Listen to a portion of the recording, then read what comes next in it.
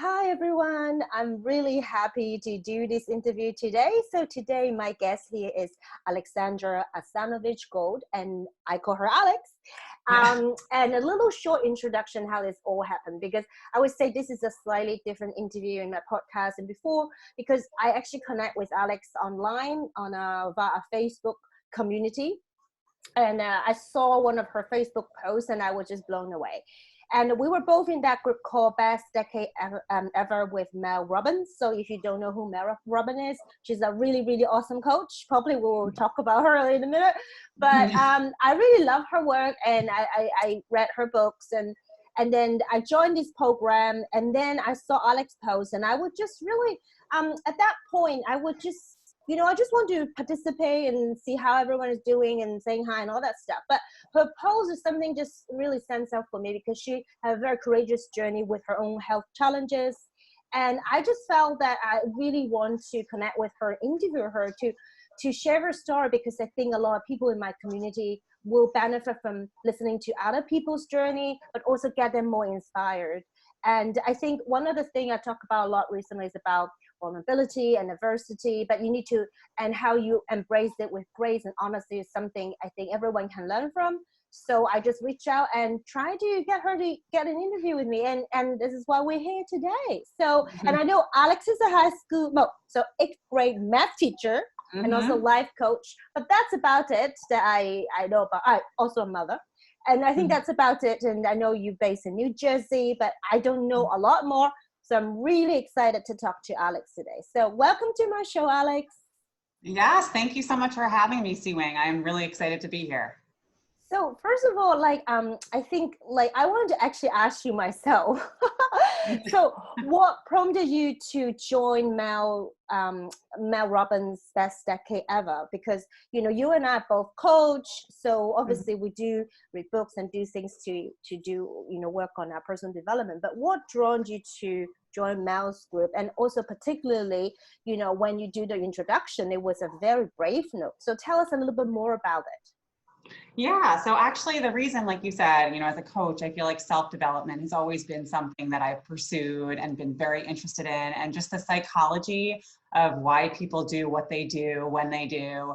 And then once I actually decided to become a coach myself, it became very much just the act of learning.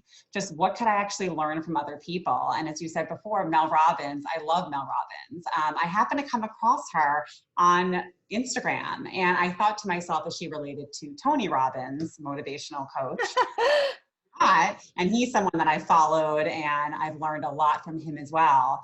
But I came across her and just loved, I was just drawn to her and her message, and just being bold and courageous and going out there and no excuses.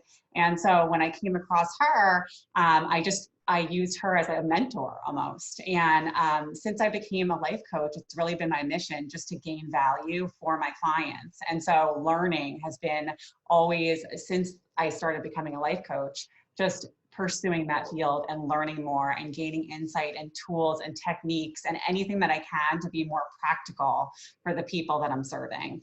So really joining her group was a little bit of myself, but it was more twofold in that I was wanting to learn more and the practical techniques and tips that I could use for other people. So tell us about that Facebook post that you because people don't know where we're starting from. So tell us about that post and what pushed you, encouraged you to do that.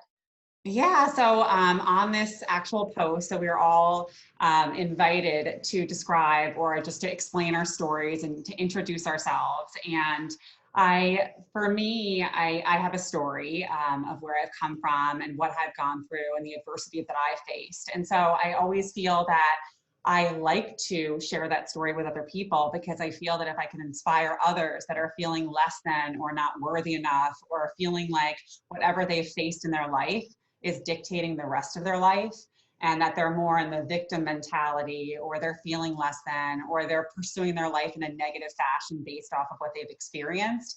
It's kind of a way for me to explain my story in hopes that I might help someone or inspire someone to change the course and trajectory of their life. So when I introduced myself, it was me describing my story and where I've come from and the adversity that I faced, in hopes that I could inspire maybe one person out there through my story and just to tell them a little bit and gain a little insight of where I've been. So what's the story? Yes, what's the story? Here's Because the story. yes, people are listening on the I podcast. know, It's like, I know. oh, what's going Right. on?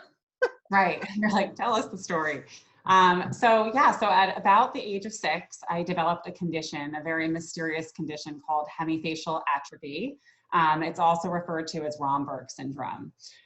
So at around 1985, when I was 6 years old, I ended up noticing a slight bluish cast under my left eye. And my orthodontist noticed it as well. And it was something very, very subtle. And we would slowly see that part of my left face started to atrophy. It actually was thinner than the right side of my face. And so very mysterious. And we visited a lot of doctors, and that's when we found out that I had this condition. They don't know what causes it. They think now that it might be autoimmune, something that with a blow to the head or a virus, that it actually triggers this autoimmune response. So unfortunately for me at that point, they didn't intervene until your face stopped growing. So I wasn't able to have plastic surgery until my face stopped growing. So I had to basically have my face stop growing, withering away, and I wasn't able to start my first surgery until I was a teenager. So it was some really rough years, as you can imagine, in elementary school, when children don't really care to ask what's wrong with your face, or just having to experience feeling that and looking in the mirror and watching that happen slowly over the years was really hard for me. And my mom was always and continues to be a very positive person. And so when we heard that I only needed one surgery and then my face would be perfect afterwards, we believed that. And I will never forget when she sat me down on the couch and she said, Alexandra, you're going to have a surgery, but then after that we'll be done. And I cried. I was very upset about it, but I thought, you know what, my face will be perfect. It's okay. And unfortunately, what ended up happening was I ended up getting what's called a free flap surgery. So they basically took fat from my back and they actually put it in the left side of my face and connected the blood vessels so it would actually live there and remain there as if it had always been there before. And unfortunately, at that time, they would put more fat in your face because if some of it reabsorbed, then at least the amount that they wanted there would be symmetrical to the right side. So when I went back to school, my face was completely swollen. I had what popcorns on your face. So they don't like to put stitches directly on your face because you might scar. So they put like a piece of something and then a suture around it. I had them all over my face. And at the time, the doctor had said, oh, you can go back to school. And I thought, with this on my face, like I can't, it was just, yeah. I mean, thinking back to it, I'm like, really? But so I was homeschooled for a while. And unfortunately, it ended up absorbing. And I ended up getting an infection too. And so it reabsorbed on my chin and it wasn't enough and it wasn't comparable to the right side. So I went back to the doctor and he told me that I would have to have another huge surgery. And I broke down in his office, and it wasn't until that point that the doctor actually recommended another doctor that actually specializes in this condition that he had known about the whole time. And he basically forwarded us this information. So I ended up having to start with another doctor and go through yet again another free flap, it's called. And so they took that from the other side of my back and did the same exact thing. And what I thought would end up being one more surgery ended up being, now to this day, I lost track at some point. It's been over a dozen surgeries. I've had my jaws broken, my lips connected, just all sorts of things. And obviously my face is still not symmetrical, but it definitely was a lot growing up and through those years. Wow. So until this point, we can all take a breath to let that sink in, because when you talk to Alex or when you just met her online, you really, like, you know, she's gone through something, but when you explain it in details, everybody need to take a breath, because it is a lot to just like to absorb and think about. Wow. Because I mean, as women, we can relate that you got, you know, physical pain, but you also got inner emotional pain, and you started in such a young age and you have to go through such a long period of dealing with this. So it's, you know, it's almost a no-brainer that you would be interested in personal development, because you don't, I don't know, like, where's the guiding light, right? So I have a couple of questions I'm really curious to find. You know, one is that, look, you started like this I call this like, I tend to talk about hero journey a lot, how we all go through challenges and overcome and transform and become a bigger, better person ourselves. So, but you started at such a young age. Obviously, you will have to mature really quickly because there's a lot of things to process and go through. But sometimes at this point, do you find like, what is the mystery in this universe? Like, why do you tend to or used to ask why this happened to me? What is, you know, Mel Robbins often talk about what's the message in the mess, right? Mm-hmm. And for you, this is like, you know, to say a lesson is almost underrated. Like it's huge, really. We Right. can relate. So do you question or wonder what's the mystery in this? And what do you think you have gained so far as a woman? Mm-hmm. Yeah. You know, I think that it comes down to, and I was very curious in the answer to that question. I actually have researched the answer to that question because I thought, what makes the difference? What makes the difference in someone experiencing adversity and it knocking them down to the ground and them never being able to get up, and it just dictates the rest of their life, and they live in this victim mentality, my life stinks, and it just, the rest of their life is ruined because of this, as opposed to someone that actually can grow from it and up level from it. And I think that a huge part of me being able to persevere and take something away with this is a couple of things. I think it really, you know, from a young age, and, you know, two parents, especially one, my father, it was all about, you know, we can learn from our experiences. Like he came from another country, speaking, you know, English was his second language, and he was extremely successful. And so having that as a role model and seeing that in my life and my sisters and I, that, you know what, it doesn't matter where you come from, poverty, you're poor, you're moving to another country, you hardly speak the language, and yet he was able to persevere, and his work ethic was really what took him to the next level. And it allowed me to see there's so much control that we have over our lives, and that it's really not what we go through, but it's really the way that we react to what we go through that dictates the rest of our lives. And so seeing him having grown from that place and being poor and doing what he needed to do and actually taking the reins on his life and completely turning it around as a role model was huge for me to see that. And so knowing that I have that control. I think also the second piece is really just who you surround yourself with. Mm-hmm. So important that we surround ourselves with the people that really, despite our faults and our flaws, see the best in us. And so I was lucky enough to have two older sisters and two parents that didn't make my facial condition a thing and make me feel like I was less than. They always saw and took the time to get to know me, mm-hmm. and bring out the best in me and my strengths and allow me to be myself without feeling like I had this problem. And I feel like even my friends, like I keep in touch with my best friends are ones from when I was younger. And those are the people that really, like, wherever I was in life and the surgeries that I was going through and my face half swollen and feeling like I looked ugly on the outside, I always felt like they saw the inside of me, and that made me feel like I was important and felt worthy. And knowing that was huge in allowing myself to persevere and really to just take the reins and allow myself to realize that life happens to you, but really it's just surrounding yourself with the right people and choosing to focus on the positive in those hard times. Yeah, and I think what you also touch on is that you learn to grow up to be really real and grounded very early on, because you said those people who are supportive, who are compassionate and become your really good friend, it's because they see beyond whatever is outside, and they have to come to understanding, like a soul to soul level, to see, well, she's experienced physical challenges, but I see who she is inside. And if they become your friend, it's because they recognize that light. And I think it's so interesting in that sense that these days we focus so much on our outside development, you know, how we're being perceived by the world, how we look like on Instagram, and social media, what kind of our outer measure of success, you know, what we have achieved. But the inside development is actually a very different layer, because, you know, over the years when you're overcoming your adversity, you obviously have to develop within you, and also, you know, knowing who are your friends and how they see through it, and together it's definitely a inner growth journey. So at what point you really realize it is not just about the outside, you know, battle? Because you know there is the pain, and you know when there's pain, you I don't know, you take painkillers, you take medication, or you do the outside thing. But the inner work, like what really make a difference in your life to work on the inside part?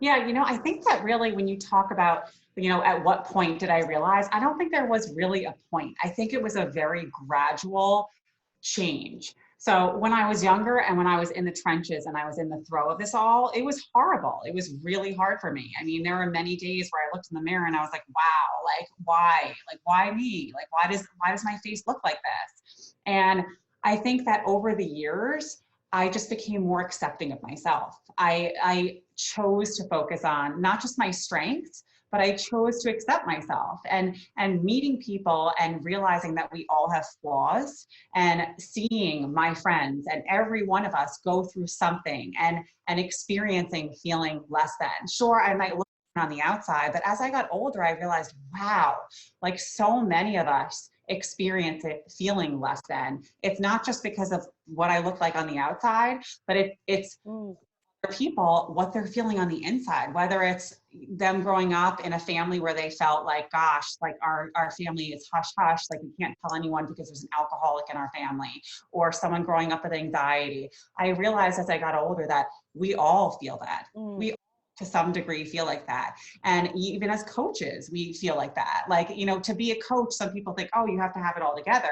Like we're always growing. We're always working on ourselves. Like there are days where I don't feel wonderful about myself, but it's really an act of trying to come from a place of acceptance and to constantly be growing and learning about ourselves, and to really question that voice that's telling us that, you know, I'm not pretty enough, I'm not good enough, like questioning that and asking ourselves. And so I think that through meeting other people and realizing that we really all do have that inner critic or those limiting beliefs and stories to tell, made me realize, wow, like I feel so lucky in this aspect of my life. Like, sure, I might feel unlucky because of what I went through. I feel so lucky that I grew up in a functional family and I didn't have to deal with feeling fearful of going home. I feel so lucky about not experiencing mental illness and so once I realized that so many of us have those feelings, that was a huge piece for me. Also, you know, even meeting my husband was a huge thing. I mean, when I met my husband, I mean, that was a huge awakening to me. I will never forget. I had planned a surgery before I even met him. And I was so scared to even continue dating him because I thought to myself, you know, I feel wonderful that he's accepted me for the way that I look, but now I'm going to have a surgery. And believe it or not, after a surgery, I actually felt more insecure because you get used to what your face looks like, even if it's not the way that it should be. And so just even a change in what my face looked like, it was a blow to my self-esteem. And those days after, it took a while for me to get used to this new face or this new change. And so I almost wanted to stop dating him because I felt like, wow, what's he gonna think? And I will never forget when I went over there and I didn't want to come over after a surgery. I said, let's wait a few days. He said, come over. I want to see you. I've missed you. And I went over there and I will never forget it. I left there that day feeling like a supermodel. Like he made me like he did not see anything, nothing that I had gone through, this swollen, literally my eye was swollen when I went over there. It was as if he didn't even notice it. And that's when I knew, I'm like, wow, this is a keeper. Well, I've got so many questions for on that, but I think one of the things I really want to remind people is that we really cannot compare challenges. So as in some people have managed to, like, okay, say let's say two women go through a divorce. One of them could be totally devastated, sucked into the black hole because of different reasons, external, internal. But we cannot compare the depth and the magnitude of a grief and challenges. And I think that's important to think about as in terms of learning how to become more compassionate to ourselves and others, because you can't compare these things. Everybody experiences it differently, and how we climb out from it so differently. And that's one thing. And I really appreciate the way you talk about it. And then another thing was definitely, I thought, when you talk about your husband, I would like, wow, he must be a really amazing guy, because for you having so many inner and outer struggle, you will come out super real as a person. You're gonna see beyond all this BS with people, right? And he gotta be a real catch in order to for you to think this is gonna work, because we're talking real business here. So I'm not surprised you told me about the story. Now, the next thing I want to ask you is that, so are you're a mom, right? Yes. So that must be another journey, because, you know, I mean, it's not that you were overly focused on yourself. I won't say that, but obviously to make you really think about how I'm going to resolve my problem. But then, I don't know, as I become a mother, I think like everything I go through, I still have to go through them. But then your universe have shifted to someone else. Yes. So tell us about what you have learned to become a mother. And, you know, tell us about it, like the journey, or, you know, does it surprise you? This is like a different challenge, you know. Again, oh yes, you cannot compare, but yeah. Oh my gosh. I mean, I talk about this constantly, about the fact that once I became a mother, wow, it's just a whole other world out there. Of just, you know, just wondering, am I doing the right thing for them? Am I creating more stress for them? Am I responding in the right way that's going to bring them to their best selves and to allow them really to be stronger and resilient? And I think that having gone through what I've been through, it's funny, but for me, I really want to create, or I want to allow them to realize, A, how wonderful they are. But B, really to be able to emotionally, like for me, when I became a mother, it was the emotional component that really was something that I focused on, like emotionally them being their best selves, and to be more resilient and to be more courageous. And so a huge part of becoming a mother, very hard. I have twins. So it was, you know, twins. And people would say, I don't know how you're doing it. And it's like, well, I don't really have a choice in the matter. You just have to do it. You just have to do it. And it really becomes survival mode. Like when we had twins, it was like the first 2 years were really survival mode. And I'll never forget when someone asked me, they said, wow, like how often are they sleeping? And I thought to myself, that would require them to like really be sleeping for a period of time that I could actually tell you it's happening this often. But it was, first had them, it was like one's waking up, the other's waking up. And before we set a schedule where we put them both on the same schedule, it was like chaos in our house. But as a mom, I think it was really hard becoming a mother, because I was always questioning myself. Am I doing the right thing for them? Is this the best way? Am I spending enough time with them? And there was a lot of that mom guilt, especially being a working mother, just, you know, going to work and feeling like I'm juggling that and balancing that in the correct way. And that was a really tough one for me. I think I was very hard on myself when I became a mother and judgmental. And I think that as the years have gone by, I've become so much more accepting of what I'm doing as a mother, and not deeming things as right or wrong. But a huge motto for me with the twins was, I'm doing the best with what I have. Like I was just saying that in my head. I am doing the best with what I have. I'm doing the best. Like I'm a new mother. Like I can't expect perfection in myself and to know all the answers. So that was huge for me, in helping me feel like, okay, I'm doing the best that I can. I have good intentions. I have their hearts in my mind, and I'm doing what I think is important for them and the best course of action. Yeah, and I find it's like, if we know better, we would do better. And we don't know better, we just gotta give you what we got. Like, and I find it like with coaches, I think one of the common thing for those who become a coach because they have that interest, but the tendency is that when you become a coach, you train to be a coach. I think two things. One is that resilience, that you know, as you said earlier on, we may not get it all together every day 24/7. I often say to people, if we enlighten master like a Buddha. We don't. But I think the thing is that, you know, when the baby's crying and everybody's tired, you know, we act crazy too, you know. But it's the fact that we have the better resilience and we bounce back quicker, and we understand it's just temporary. It can go. So we can come back to ourselves much quicker because of the training, but also the attitude, what makes us want to be a coach in the first place. Right. And then the other thing about that is that I find as being a coaches, it's we have that acceptance mentality as well. Like, you know, if we know better, we would do better, and we do that to other people. Like I see my little girl doing things that I completely disagree with, but if she had known better, she wouldn't have done it. Or, you know, sometimes they just have to learn through their own mistakes. So I think that acceptance piece is also important, because it's the same with working with our clients. I mean, you can't just like, oh, wake up, he's bad for you. Right. You can't do that. They have to realize it themselves. So I think that's kind of like what drawn us to become coaches. And I see that in a lot of coaches' life as well. So, and I think it was great that you bring that up. And so what I want to ask you next is that, you know, we all, okay, first of all, I have so many questions. So this one, I wanted to ask you, so for me as a mother, I'm pregnant, by the way, and I have congratulations. Wow. So my hormones can go crazy. And sometimes I have anxiety, which is like totally like, not like crazily and anxious, but I know I'm a little bit different than my usual self. Because if I start to worry about zombie in my nightmare, I know this is hormones. Something's going on. Right. No. But what I want to ask you is that, because I haven't gone through the same type of challenges you had. So when I have anxiety, it can be crazy like zombie. But I worry about the safety and the health and all that stuff with my daughter, for instance, or my baby in my belly.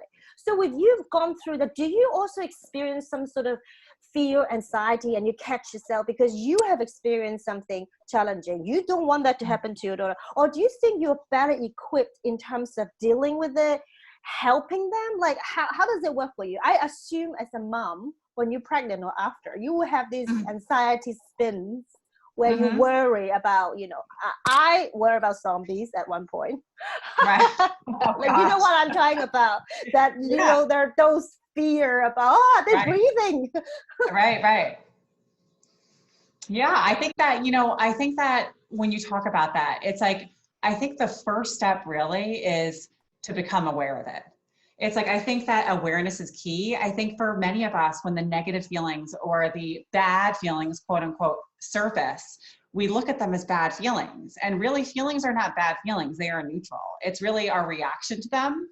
And I realized this later in life. And when I became a life coach, it was huge for me, because I actually had an experience when I was wanting to become a life coach where I enlisted the help of a mentor, a wonderful life coach. And what I thought was he would actually be my mentor. He ended up being more of a life coach to me. And it was a huge eye opener for me. I was on, like, within, I would say, a half an hour of being on my first real coaching session, I was in tears with him, because I realized that I was trying so hard to be strong. And I had identified for so many years with someone that was really strong, that when I experienced what I considered to be a weak feeling of sadness, of embarrassment, of rejection, I pushed it away. And I ignored it. And as we know as coaches, that only gives it more power. And even the feeling of anxiety, it's, you know, when we look at anxiety as our brain's way of trying to tell us something, more of a thank you. My brain is doing what it was meant to do. It thinks that we are alive years ago and it's trying to keep me safe. So really not coming from a place of judging our emotions, anxiety, or whatever it might be as something negative, but really thinking it and acknowledging it for what it is and what it's trying to tell us, and become more from a place of curiosity, like, what is this trying to tell me? Like, and really feeling our feelings. So when I've experienced anxiety myself, it's like, okay, here it is again. Like, as more of as a person that's observing it, like, here's the anxiety, it's popping up again. Like, what is it trying to tell me? And try to figure out what that is that it's trying to tell me, and not be judgmental and embrace it. And the more that I've accepted the feelings, the sadness, the anxiety, the more likely it is to leave me faster than if I try to push it away. I like your response. Two things. One is that, you know, now a really good demonstration of powerful coaching can do for you, you know, because it's about uncovering something, and I'll get you to look at something that maybe it's hard to recognize before.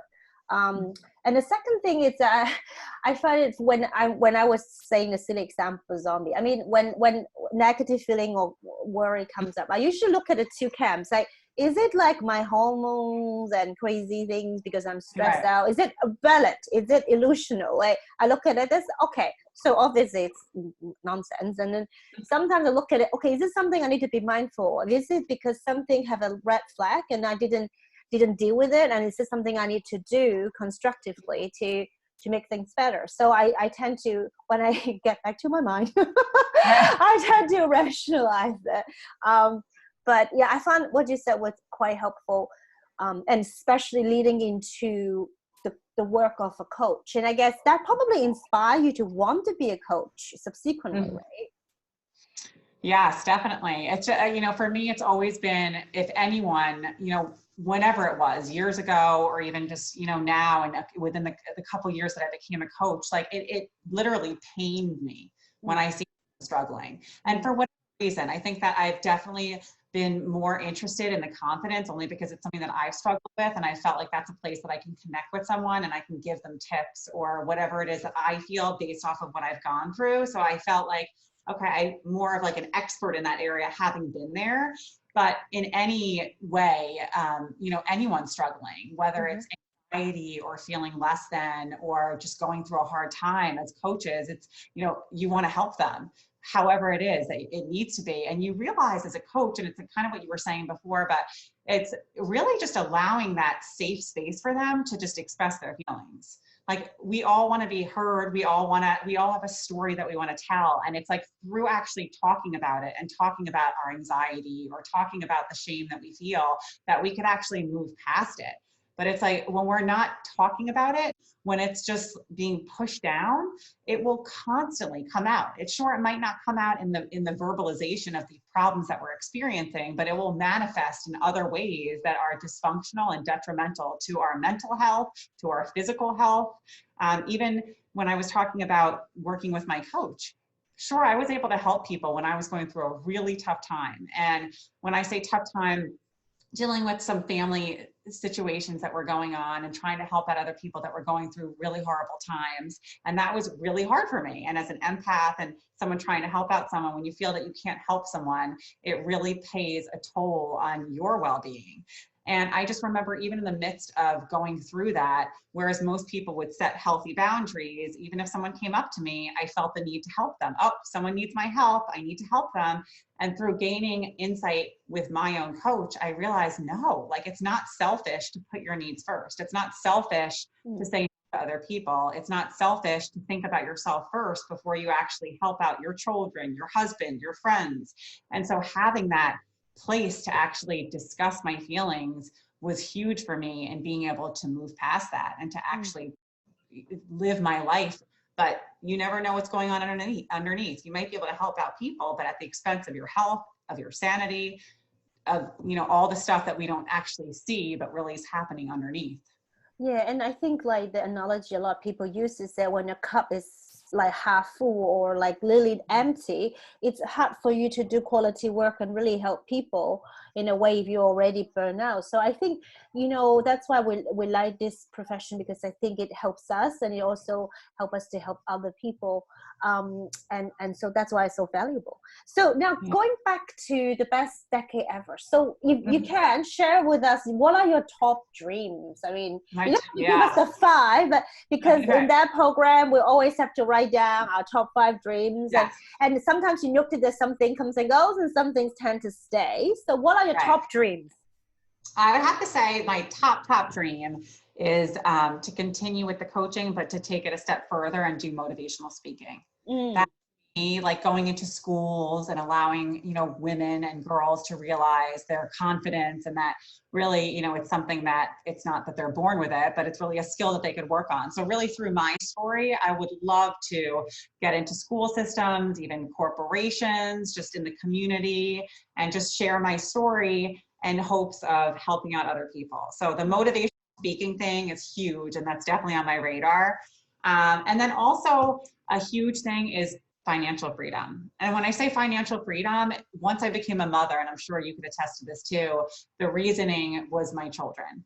And I household where we used to travel the world, and my parents, you know, I was so lucky that they really valued education and getting a master's degree, and, you know, my sister going to law school. And so having that, and the not having to worry about the stress of paying off the student loans, and knowing that wherever we want to go, we could go there, and we traveled and experienced the world. Like, I want that for my daughters too. So that's a huge part of, you know, why I want that financial freedom for them. Wow, yeah, and I think what I love about the program, and you know, and we do that too as coaches, is that you ask people to dream and think about what really matters to them, and also push yourself. Before we came on recording this interview, I asked Alex, like, you know, like about stepping out of the comfort zone, because I know that even though you sound so great in the interview right now, and people probably think, oh, it'll be easy for her to do motivational speaking, but actually sometimes things are not what it seems, because you know, a lot of introverts appear to be fantastic speakers. You just didn't know they're introvert, and you don't know like how they are really, as in comfortable or not, especially when they started as a speaking career. So tell us a little bit about how to step out from your comfort zone, from your experience, because you know, I think people think, oh, it'll be easy for Alex to be a motivational speaker, but actually maybe not. So let's talk about the comfort zone thing. Yes, I mean, I have to say, I love that you're bringing this up, because huge part of building confidence is getting out of your comfort zone. And that's something that I've discussed time and time again, and it's one of my favorites. And I think the reason why it's one of my favorites is I've realized, since putting myself out and doing the Instagram lives and doing the Insta stories and doing the Facebook lives, I will tell you right now that it was extremely hard for me. It was so hard for me. And I literally, my heart was pounding. When I got on my first Facebook Live, I was so nervous. And I just kept on thinking to myself, and I'll never forget this, but when I was going through my coaching degree, one of the women that was coaching me said, if you're so worried about yourself, you're not going to be able to give of yourself the way that you want to. And that really stuck with me. I thought, because you know, it becomes you. Yeah. And it's like, okay, put my feelings to the side. Sure, I might have like a racing heart and my palms are sweaty, but if I don't do this, then I can't tell other people to do it as well. And that was a huge thing for me. If I'm going to tell people to put themselves out of their comfort zone, I need to do it myself. So I will never forget my first Facebook Live, because I was so happy with the fact that I did it. And that was like such a good feeling of confidence for me. Like, even as a confidence coach, like, I just thought, wow, I did something that required me to feel so fearful, but I did it anyway. And so for anyone that's listening, I just would hope that they would think, because it's so easy to say, oh, they do this all the time, like, it's easy for them. It was not easy for me at all. And even to this day, like, there are times where I'm getting on here and I'm nervous and I'm thinking, okay, am I going to say the right thing? But the key is, you know what? You just do it anyway. Like, if you that something is good for your goals, for you to better yourself and to make you a better person, which is ultimately going to make the people around you experience betterness in their life, then you just have to say yes. It's like, you just have to learn to start saying yes to things that you know are good for you, even though you might be scared. Because there are many people out there that are doing what we're doing, and they felt the same way that I felt, but they're just still doing it. And so here I am now. I mean, I wouldn't think that I'd feel like this, you know, during an interview, but it's having done and put myself out there and out of my comfort zone has allowed me to not only build my confidence in this fashion, but to now be able to do this without feeling like I'm going to have a heart attack. I think it's like two things. One is that what you say is we need to think about, it's not about you, it's about your message. It's how you're going to help people. When you get that out of the way, it's easier, because we worry about our performance. But if our message and what we want to do is bigger than our, you know, fear of how we look and come across, then that should really win the battle. And if not, then we need to think about it. and the second thing I think is that it's starting small, because the only way to get more comfortable is to do a little Facebook Live 5 minutes, and maybe do an interview like that, because you have like 2-person talking, so you're not just doing a solo. Like, small steps make a huge difference. Like writing. When I work on my book, it's like, you don't think about writing 50 or 75,000 words. You think about writing 5, because once you start to have a little action done, a little momentum, it start rolling, right? Mm-hmm. So, and I think that's really important to bear in mind. And you know, kudos to you, because I know you do actually quite a lot of Facebook Live now, and got so many likes and comments and people responding. And if you don't go put yourself out there, you don't know how people will to respond, and you wouldn't get that confidence back, as in, oh, people are resonating with me. So that's just so many benefits of just doing it, starting small. And people really, when you look at Alex, she actually said it was actually uncomfortable for her, and nobody would have guessed, you know, when they just hear this interview and nothing else. I have to say, I love what you're saying though, and it's so spot on. I think that a lot of times when we look at, you know, say someone that's public speaking, they've done it for so long, we tend to compare ourselves to those people. And we think that is not us. Like, I am not that person. Like, I can't get up there. And it's like the second that we make that decision that that's not us, then our actions are actually they back that up. And it's a self-fulfilling prophecy. Oh, I'm not that person that gets on there. So then guess what ends up happening? I'm not going to do a Facebook Live. And then guess what happens? We're not doing it. And then what ends up happening? Oh, okay, see, I told myself that I'm not that kind of person. But it's, if we accept the fact that regardless of how scared we are and fearful, that no matter what, we're going to do it, like we'll eventually, through our small actions, it's like the small little tiny ones. Like, we don't have to be so overwhelmed with like the huge big picture that we want to see or that we see for ourselves. It's like one little step, like one tiny little step. I remember watching this one Will Smith video talking about exactly that. Like, he's been so successful, and his father said, like, you build a house, like it's not just bam, the house is built. One brick, like slowly lay it at a time, like slowly, like each thing. And then before you know it, voila, you have your house. So that a lot of people are so overwhelmed with the prospect of following their dreams because they seem so huge and overwhelming. But when you say it like that, which is so true, it's like a tiny little step each day, eventually over time will lead to huge dramatic shifts in your life. Yeah, totally. And talking about Will Smith, I love some of the things that he said as well was, I think in an interview, he told the reporter that, look, someone may be better looking than me, acting better than me, taller, handsomer, younger, older, whatever, more experienced than me. But in terms of competing, in terms of the effort, I will be on this treadmill from the beginning to the end. You will have to kill me before I give up. Right? So, and I think it was so adorable because he really emphasized that, you know, it's not just about talent or given opportunities, that you put your effort. And we're not saying you gotta kill yourself every day, but little effort counts. And what you just said as well, you know, it is incredibly important to put yourself out there, no matter how small, and don't compare yourself. And then you will see the results. And from there, every day, step by step to build on. So I think we can talk about everything whole day, nonstop. Yeah, right.